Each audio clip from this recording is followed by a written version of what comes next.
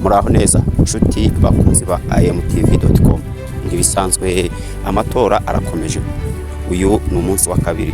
Mu by'ukuri ku munsi wa mbere habonetse umwotsi w'umukara bigaragaza ko nta mupapa wari watorwa. Mu by'ukuri amakuru ahari muri aka kanya amatora ya papa ari mu cyiciro cyayo cya kabiri, ariko kugeza ubu ntiharaboneka undi umusimbura cyangwa usimbura bwana Papa Francisco. Ku munsi wa mbere w'amatora tariki ya 7 Gicurasi 2025 habonetse umwotsi w'umukara. Umwotsi w'umukara bivuga ko nta mupapa wari watorwa. Nk'uko bisanzwe rero amatora arakomeje.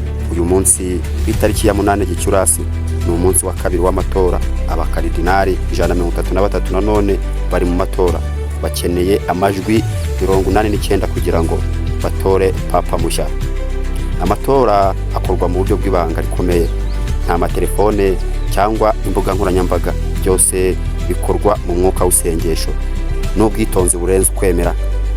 Abakirisitu imbaga nyamwinshi bategerezanyije amatsiko menshi umupapa umushya ugiye kuyobora intama za Kiliziya Gatolika ku isi, umushumba wa Kiliziya Gatolika ku isi.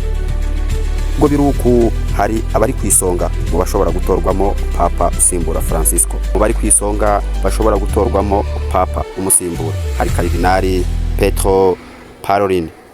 Uyu yahoze ari umudiplomate w'umutaliyani wahoze ari umunyamabanga wa leta ya Vatican, akaba ari umwe mu bakandida bakomeye.